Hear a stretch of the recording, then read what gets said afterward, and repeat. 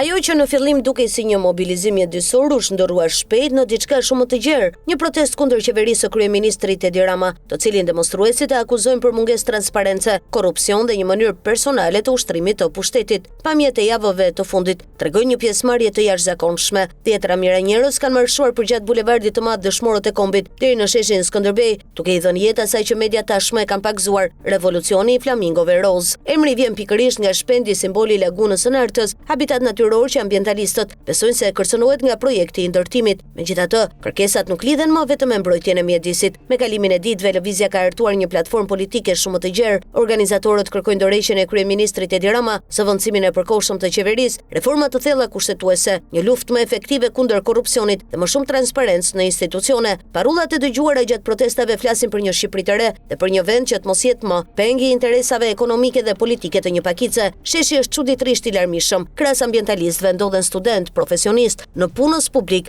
tregtar, artist, profesionist dhe familje. Shumë prej tyre nuk identifikohen me asnjë parti politike, por ndajnë bindjen se projekti i Zvërnecit është ndërruar në simbol të një modeli i qeverisjeje që u jep përparësi investimeve të mëdha dhe interesave private në dëm të pjesëmarrjes së qytetarëve. Megjithatë, fjala që dëgohet më shpesh mes protestuesve nuk është ndryshim, është frikë. Nuk është frika nga përplasjet në rrugë, është diçka shumë e përditshme, frika se mund të humbasësh vendin e punës, se mund të nënshtrohesh kontrolleve administrative, se mund të dëmtohet aktiviteti yt ekonomik, se mund të paguash çmimin për një fotografi të publikuar në rrjetet sociale. Një taksist tregon se ndan arsyet e protestës, por nuk mund të marrë pjesë në të. Ai punon edhe në administratën publike dhe ka frikë se prania e tij në shesh mund t'i kushtojë vendin e punës. Të tjerë shpjegojnë se marrin vazhdimisht telefonata nga familjarët, të cilët u kërkojnë të mos publikojnë fotografi nga protestat, të mos shfaqen në video dhe të mos ekspozohen. Edhe shumë sipërmarrës të vegjël tregojnë se jetojnë me frikën e akmarrjeve të mundshme në formën e kontrolleve tatimore ose administrative, pavarësisht nëse këto frikra janë të bazuara apo thjesht të perceptuara.